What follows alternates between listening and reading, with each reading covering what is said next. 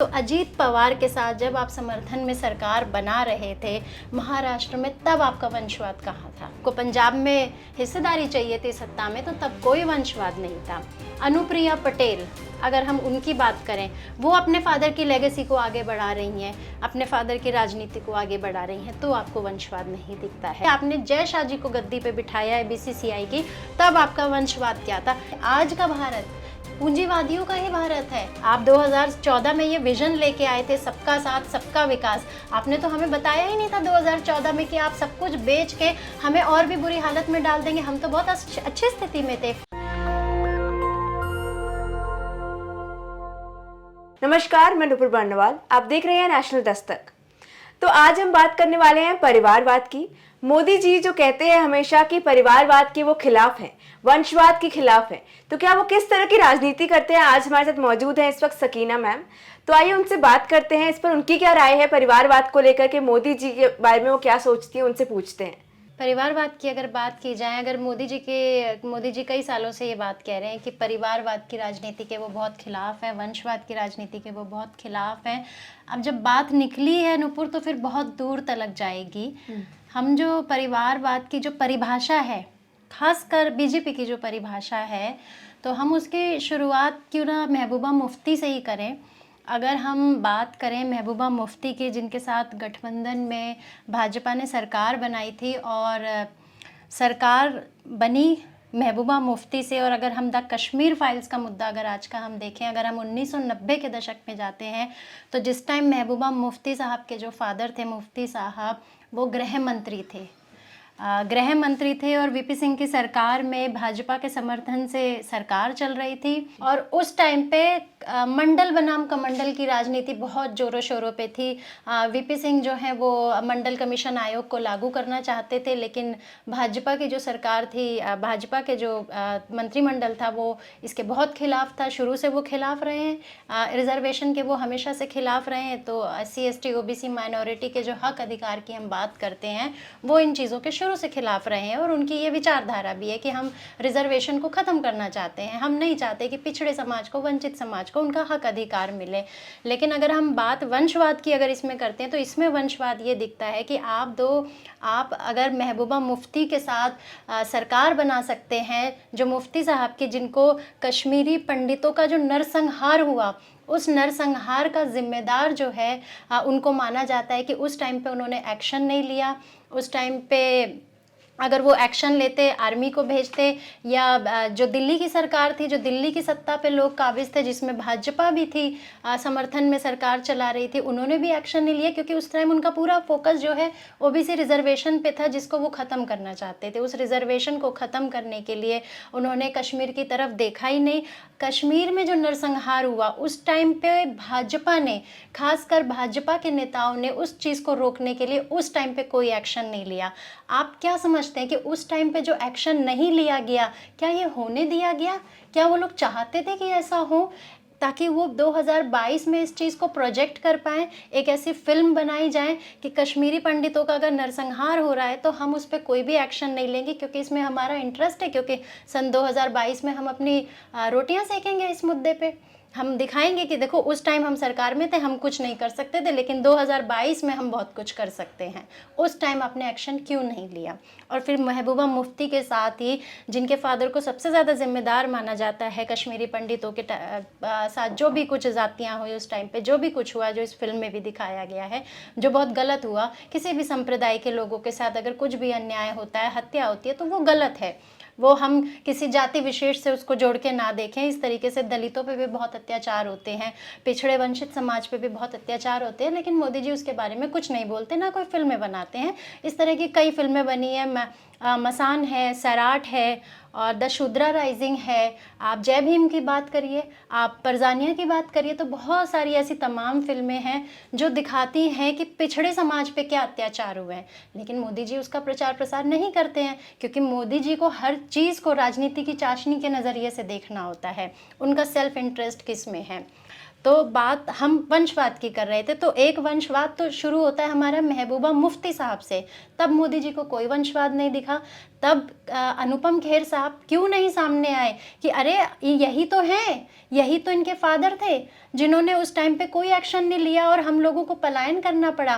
तब अनुपम खेर चुप थे, तब साइलेंट थे, तब ये कश्मीर फाइल्स की टीम कहाँ थी? मुझे ये पूछना है। तब आप उनके साथ सरकार बनाते हैं, महबूबा मुफ्ती के साथ आपकी बड़ी अच्छी अंडरस्टैंडिंग हो जाती है, तब आप कोई वंशवाद की बात नहीं करते। एक मुद्दा ये हो गया। दूसरा, अगर हम महाराष्ट्र की तरफ जाते हैं, महाराष्ट्र में देवेंद्र फडणवीस जो है, सुबह सुबह जब मतलब सुबह सुबह आपके पास एक खबर आ जाती है कि वो अजीत पवार एनसीपी, शरद पवार की जो एनसीपी है वो उनको समर्थन दे देती है और वो सुबह सुबह ऐलान कर देते हैं और शपथ हो जाती है और ट्वीट आ जाता है मोदी जी का कि आपको सरकार बनाने की बहुत बधाई हो। तो अजीत पवार के साथ जब आप समर्थन में सरकार बना रहे थे महाराष्ट्र में, तब आपका वंशवाद कहाँ था? तब आपका परिवारवाद कहाँ था? ये हमें पूछना चाहिए। वो किस वंशवाद की बात करते हैं? दूसरी चीज़ ये, बाकी अगर हम ठाकरे परिवार की बात करें, बाला साहब ठाकरे हुए, उद्धव ठाकरे हुए, अब उनकी थर्ड जनरेशन है आदित्य ठाकरे। और अगर हम बात करें, इतने सालों तक शिवसेना के साथ भाजपा गठबंधन में थी और सरकार चला रही थी, तब वंशवाद कहाँ था? तब वंशवाद कहाँ था? तब परिवारवाद कहाँ था? तब उन्होंने क्यों नहीं कहा कि नहीं भाई ये तो परिवारवादी पार्टी है, मैं इसके साथ सरकार नहीं चलाऊंगा, मुझे नहीं लेना इनका समर्थन। लेकिन तब आपको उस स्टेट में रूल करना था, आपको पावर में आना था, आपको सत्ता हासिल करनी थी, तो आपको वंशवाद नहीं दिखता है। ठीक है, ये भी छोड़ दीजिए, मैंने आपको मुफ्ती साहब का बता दिया, मैंने आपको पवार साहब का बता दिया, मैंने आपको ठाकरे परिवार का बता दिया। अब मैं आती हूँ बादल परिवार पे। बादल साहब के साथ जो है अकाली दल के साथ भाजपा इतने सालों तक गठबंधन में रही और पंजाब में सरकार भी चलाती है। उनकी कैबिनेट मंत्री भी रही हैं हरसिमरत कौर जी, जो बादल परिवार से ही आती हैं और जो अपनी राजनीति की विरासत को बादल परिवार आगे बढ़ा रहा है। पहले प्रकाश सिंह बादल, सुखबीर बादल, अब हरसिमरत कौर बादल। तब आपका वंशवाद कहाँ था? तब आप बताइए। तब वंशवाद नहीं था। आपको पंजाब में हिस्सेदारी चाहिए थी सत्ता में, तो तब कोई वंशवाद नहीं था। दूसरी चीज़, हम आ जाते हैं, अगर हम रामविलास पासवान जी पे आ जाते हैं। रामविलास पासवान जी के जो बेटे हैं चिराग पासवान, अगर वो आपके साथ जुड़े थे तो आपको वंशवाद नहीं लगा। उनके भाई पशुपति पारस पासवान जी, वो आपके साथ जुड़े हुए हैं, तब आपको वंशवाद नहीं दिखता है। अनुप्रिया पटेल, अगर हम उनकी बात करें, वो अपने फादर की लेगेसी को आगे बढ़ा रही हैं, अपने फादर की राजनीति को आगे बढ़ा रही हैं, तो आपको वंशवाद नहीं दिखता है। और अगर हम राजनाथ सिंह की बात करें, पंकज सिंह जो नोएडा से 2 बार के विधायक है, तब आपको वंशवाद नहीं दिखता है। हम अनुराग ठाकुर जी की बात करें तो भी आपको वंशवाद नहीं दिखता है। अगर हम परवेश वर्मा जी की बात करें तो भी आपको वंशवाद नहीं दिखता है। आपको वंशवाद उन्हीं लोगों में क्यों दिखता है जो सत्ता विपक्ष में है, जो आपको चैलेंज करती है, जो आपको हरा सकती है, जो दलित, पिछड़े, ओबीसी, माइनॉरिटी की आवाज़ उठाती है। चाहे वो अखिलेश यादव हो, चाहे वो तेजस्वी हो, चाहे वो स्टालिन हो, चाहे वो हेमंत सोरेन हो, आपको वंशवाद सिर्फ उन्हीं में क्यों दिखता है? आपको अपनी साइड का वंशवाद क्यों नहीं दिखता है कि आपकी पार्टी किस वंशवाद को चला रही है? आपने जय शाह जी को गद्दी पे बिठाया है बीसीसीआई की, तब आपका वंशवाद क्या था? क्या क्रेडिबिलिटी थी जय शाह जी की? कौन से स्पोर्ट्समैन थे, कौन से क्रिकेटर थे, कौन सा वर्ल्ड कप उन्होंने जीत लिया था जो आपने पूरा बीसीसीआई उनके हवाले कर दिया? तब कोई वंशवाद नहीं था आपको, तब कुछ नहीं। लेकिन हाँ, अगर लालू जी जो एक ओबीसी समाज से आते हैं, जब मंडल कमीशन आयोग लागू होने वाला था, तब मुलायम सिंह यादव, लालू प्रसाद यादव, तमाम ओबीसी के नेता, काशीराम जी, मायावती जी, ये सब फेवर में थे कि हाँ ये चीज़ आनी चाहिए, दलित, पिछड़े और ओबीसी समाज के लोगों को उनका हक अधिकार मिलना चाहिए। तब आपको इन्हीं लोगों में वंशवाद दिखता है। आपको लालू जी में वंशवाद दिखेगा, आपको अखिलेश जी में वंशवाद दिखेगा। मायावती जी अगर अपने भतीजे को इंट्रोड्यूस करती हैं, अपना उत्तराधिकारी घोषित करती हैं, तो आपको उसमें भी वंशवाद दिखेगा। आपको वंशवाद दिखेगा अगर ममता बनर्जी अपने भतीजे को अगर अपनी उत्तराधिकारी बनाती हैं, तो आपको उसमें भी वंशवाद दिखेगा। लेकिन अगर इन्हीं लोगों के साथ अगर आप गठबंधन में आ जाते हैं तो आपको कोई वंशवाद नहीं दिखेगा। तो मैं ये निधि आपसे, नुपुर, मैं आपसे कहना चाहूँगी कि कोई है जो मोदी जी से ये सवाल करे? मोदी जी आते हैं, एक स्टेटमेंट देके चले जाते हैं कि मैं परिवारवाद के बहुत खिलाफ हूँ, मैं वंशवाद के बहुत खिलाफ हूँ। क्या भारत की मेन स्ट्रीम मीडिया उनसे सवाल करेगी कि सर आप परिवारवाद के खिलाफ हैं, ठीक है हम आपका सपोर्ट करते हैं, हम भी परिवारवाद के खिलाफ हैं, लेकिन आपकी साइड का जो परिवारवाद है आप उसको एक्सप्लेन कर दीजिए, उसको आप किस नज़रिए से देखते हैं और सत्ता विपक्ष के लोगों के परिवारवाद को आप किस नज़रिए से देखते हैं, मेरा यही कहना है। तो जैसा कि आपकी बातों से ये तो साफ था कि राजनीति में परिवारवाद है, लेकिन जहाँ तक राजनीति की बात है वहाँ पे परिवारवाद दिख रहा है, वंशवाद की आपने बात करी है, और वहीं बॉलीवुड के सितारों की बात करें, एक्ट्रेस तमाम स्टार्स की बात करें, तो वहाँ पर जब इनकी बात आती है तो सारे मुस्लिम स्टार्स जो होते हैं उन्हें घेरा जाता है, मुस्लिम समाज के जितने भी एक्टर्स हैं उन्हें क्यों घेरा जाता है फिर इस तरह से? मैं नुपुर आपको बताना चाहूँगी कि बॉलीवुड इंडस्ट्री, हम इसे बॉलीवुड कहते तो हैं, लेकिन बॉलीवुड इंडस्ट्री में ये ज़रूरी नहीं कि हर फिल्म जो है कश्मीर फाइल्स जैसी बने, हर फिल्म जो है सैराट जैसी बने या भीम जैसी बने, या हर film the Shudra rising. Bollywood industry एक एंटरटेनमेंट इंडस्ट्री है जो एक एंटरटेनमेंट करने का काम करती है, जिसमें बहुत सारे परिवार के लोग हैं। अब हर कोई इतनी नहीं है कि वो घूमने के लिए मालदीव्स जाए या कोई छुट्टियां मनाने के लिए बहुत दूर जाए। छोटे छोटे मिडिल क्लास लोगों के, गरीब लोगों की छोटी छोटी खुशियां होती हैं कि वो जाते हैं, एक मूवी का टिकट लेते हैं, अपने परिवार को, अपने बच्चों को लेके जाते हैं, पॉपकॉर्न लेंगे, कोल्ड ड्रिंक की बोतल लेंगे, बैठेंगे, उस फिल्म को एंजॉय करते हैं, उस फिल्म से हंसते हैं, साथ में गैदरिंग होती है, गेट टुगेदर होता है, एक खुशी का माहौल हम उसको कहते हैं कि एक एंटरटेनमेंट इंडस्ट्री है। हम एंटरटेन हुए उस फिल्म से, हम खुश हुए, हमें अच्छा लगा, हमने अपने वीकेंड को बहुत अच्छे से सेलिब्रेट किया। क्या आप इसको भी ख़त्म करना चाहते हैं? आप चाहते क्या हैं? आप चाहते हैं कि सबके आपके चेहरे पे स्माइल नहीं रहती, योगी जी के चेहरे पे स्माइल नहीं रहती, अमित शाह जी कभी हंसते नहीं हैं, आप हमेशा एक सीरियस मैन के रूप में रहते हैं। क्यों नहीं हंसते आप लोग? क्यों नहीं खुश रहते आप लोग? आप क्या चाहते हैं कि हर इंसान आपकी तरह सीरियस हो जाए? हर इंसान को खुश रहने का इस भारत में किसी को कोई अधिकार ही नहीं है, आपके चेहरों से सबकी स्माइल चली जाए। आप उस एंटरटेनमेंट इंडस्ट्री को ख़त्म करना चाहते हैं जिस एंटरटेनमेंट इंडस्ट्री से शाहरुख खान, सलमान खान, या हम आमिर खान की बात करें, हम अमिताभ बच्चन जी की बात करें, हम अक्षय कुमार जी की बात करें, तमाम उन बड़े बड़े फिल्म स्टार्स की बात करें, अगर एक 3 घंटे की 2 घंटे की फिल्म बनती है, तो अगर हम सलमान खान प्रोडक्शन या हम रेड चिल्ली प्रोडक्शन की भी बात करें, तो उस इंडस्ट्री से हज़ारों लाखों लोगों का रोज़गार जुड़ा होता है। एक व्यक्ति नहीं जुड़ा होता है, एक सलमान खान नहीं जुड़ा है एक फिल्म से, एक अक्षय कुमार नहीं जुड़े एक फिल्म से, एक बहुत बड़ी चेन होती है। उसमें कैमरामैन भी है, उसमें स्पॉट बॉय भी है, उसमें आपका लाइट मैन भी है, आपका चाय पिलाने वाला आदमी भी है, बहुत बड़ा क्रू मेंबर होता है, बहुत सारे लोग जुड़े होते हैं, बहुत सारा रोज़गार जुड़ा होता है।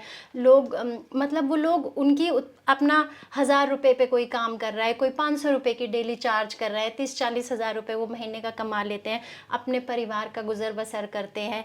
उनके परिवार उस काम के पर उनका परिवार डिपेंडेंट होता है, उनके बच्चों की लाइफ, उनकी बच्चों की एजुकेशन उन चीज़ों पे डिपेंडेंट होती है। आप उसको भी ख़त्म करना चाहते हैं? आप क्या चाहते हैं कि एंटरटेनमेंट के नाम पे हम सिर्फ जो है वही दिखाएंगे? आप कितना बिजनेस क्रिएट कर लेंगे? आप कश्मीर फाइल्स जैसी मूवी बना के आप कितने दिन इस फिल्मों को चला लेंगे? आप एंटरटेनमेंट इंडस्ट्री को तो कम से कम बख्श दीजिए। आप क्या चाहते हैं कि सबके हाथ में एक कमंडल पकड़ा दिया जाए और बिठा दिया जाए लाइन से कि नहीं भाई किसी को कोई काम नहीं करना है, किसी को सलमान खान प्रोडक्शन हाउस में काम नहीं करना है, किसी को रेड चिली में काम नहीं करना है, किसी को अक्षय कुमार के प्रोडक्शन हाउस में काम नहीं करना है? क्या आपको क्या लगता है कि वो सारे लोग जो प्रोडक्शन हाउस में काम करते हैं, एक फिल्म से जुड़े होते हैं, ये क्या वो एक ही समाज से आते हैं?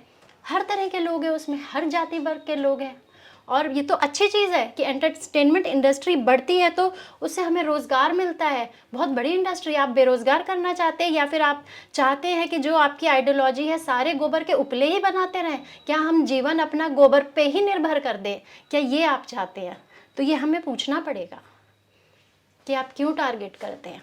आप सिर्फ सलमान, शाहरुख, आमिर को नहीं टारगेट करते, आप तमाम उन लोगों को टारगेट करते हैं जो उनके काम से जुड़े हुए हैं, जिनको रोज़गार मिलता है, जो अपना घर चलाते हैं, अपने बच्चों को पढ़ाते हैं, अपने माँ बाप की सेवा करते हैं। अगर उनको वो काम नहीं करेंगे तो वो क्या करेंगे? आप क्या चाहते हैं? आप बताइए इस बात को। तो क्या आज का भारत पूंजीवादियों का भारत है? अगर बात करें गरीब, इस देश के गरीब, मजदूर, जितने भी बेरोजगार लोग हैं, उनकी बात करें तो क्या उनकी क्या स्थिति है इस देश में? नुपुर, आपने बिल्कुल सही कहा कि आज का भारत क्या पूंजीवादियों का भारत है। और मैं आपकी इस बात से बिल्कुल सहमत हूँ कि आज का भारत पूंजीवादियों का ही भारत है। गरीब मजदूर, किसान, बेरोजगार लोगों का भारत नहीं है ये भारत अडानी अंबानी का भारत है। ये आपके जैसे, मेरे जैसे आम लोगों का, गरीब लोगों का, शोषित वंचित लोगों का, जो बहुत पिछड़े हुए हैं, जिनको डेली का 100 रुपये भी कमाना बहुत मुश्किल होता है, ये उनका भारत नहीं है। आज आपने ये बहुत अच्छा सवाल किया। आज ही रिपोर्ट आई है हुरुन ग्लोबल की कि जिसमें ये बताया गया है कि मुकेश अंबानी जी की जो संपत्ति है उसमें एक साल में 20 अरब डॉलर का इजाफा हुआ है, और अडानी जी की संपत्ति में एक साल में 49 अरब डॉलर का इजाफा हुआ। आप इमेजिन कर सकती हैं? आप यहाँ से निकलती होंगी, जब आप जाती होंगी, आप किसी रिक्शे वाले से मिलती होंगी, आप किसी गरीब आदमी से मिलती होंगी जो रेडी पटरी लगा रहा है, जो सब्जी बेच रहा है, जो अपने जीवन को बहुत मुश्किल से, आज की डेट में मैं जाती हूँ तो मैं सिक्योरिटी गार्ड जो मेरी सोसाइटी के हैं, मैं उनसे कहती हूँ कि आप इतनी लंबी शिफ्ट क्यों करते हैं 12 घंटे की, तो वो मुझे बताते हैं कि 12 घंटे की उनको 8,000 रुपये मिलती है और उनको पूरे 30 दिन काम करना पड़ता है। अगर वो एक भी छुट्टी ले लेंगे तो उस 8,000 रुपये में से उस छुट्टी के पैसे कट जाएंगे। लेकिन अगर हम बात इन आंकड़ों की करें कि एक साल में संपत्ति में 20 अरब डॉलर और एक 49 अरब डॉलर की आप बात करें, तो आप समझ सकते हैं कि ये किसका भारत है। ये वाकई में पूंजीवादियों का भारत है। ये हमारा, आपका, गरीब का, मजदूर का, किसान का, शोषित वंचित समाज का, जो पिछड़े लोग हैं, जो गरीब हैं, वो गरीब होते जाएंगे। सब कुछ बिक रहा है नुपुर, ये आपको भी पता है।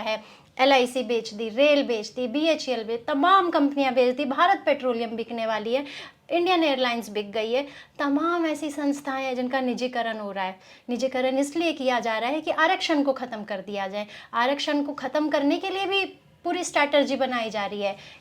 डिसाइड किया जा रहा है कि ये कंपनी लॉस में है, वो कंपनी लॉस में है, इसका ये काम है, उसका वो काम है। इस नाम पे आप कंपनियों को बेचते जा रहे हैं, आप लोगों को और बेरोज़गार बनाते जा रहे हैं। सरकारी नौकरी में जो हमारा पिछड़ा समाज, SC ST OBC का जो हमारा समाज था, उसको एक उम्मीद होती थी कि सरकारी नौकरी में चलो मुझे एक चपरासी की भी नौकरी मिल जाए तो मैं उसी से संतुष्ट हो जाएगा। मोदी जी वो भी हक छीनना चाहते हैं। वो नहीं चाहते हैं कोई अगड़ा पिछड़ा, कोई वंचित, कोई गरीब आगे बढ़े। वो चाहते हैं कि जो 12,000 की सैलरी पे काम करता था आज से एक साल पहले, आज वो 8,000 की सैलरी पे काम कर रहा है। और मैं आपको कह रही हूँ, अगर यही हालात रहे तो कोई बड़ी बात नहीं है कि वो 8,000 वाला एक साल बाद 5,000 की सैलरी पे काम करेगा।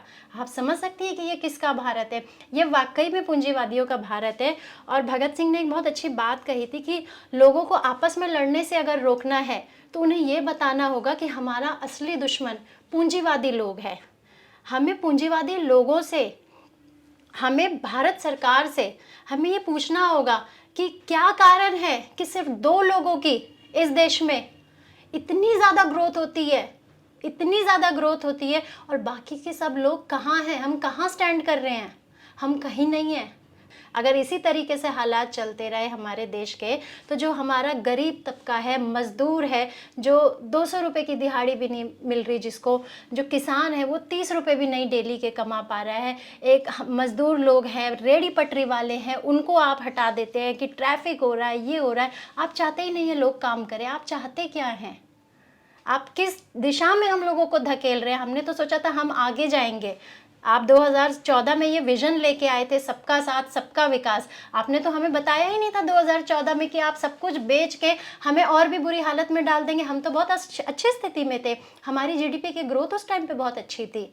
आज हमारी GDP माइनस में चली गई है। हम तो सोचते थे कि वो हमारा बुरा समय था, या हम सोचे ये हमारा बुरा समय है। हाँ, लेकिन हाँ, कुछ लोगों के लिए बहुत अच्छा समय है। अडानी अंबानी के लिए बहुत अच्छा समय है। मोदी जी के परिवार के लिए बहुत अच्छा समय चल रहा है और ये उनका चलता ही रहेगा। तो जिस तरह से आज हमने देखा कि किस तरह से इस देश में परिवारवाद, चाहे वो मोदी सरकार हो या भाजपा सरकार हो या कोई भी, या मोदी जी खुद कहते हैं कि वो परिवारवाद के खिलाफ हैं, लेकिन किस तरह से आज बताया इन्होंने कि परिवारवाद खुद भाजपा की सरकार में है और कैसे वो टारगेट करते हैं बाकी लोगों को, बाकी समुदाय के लोगों को, चाहे वो बाकी जाति हो या फिर तमाम एक्टर्स हों जो उनके थॉट प्रोसेस से अलग काम करना चाहते हैं।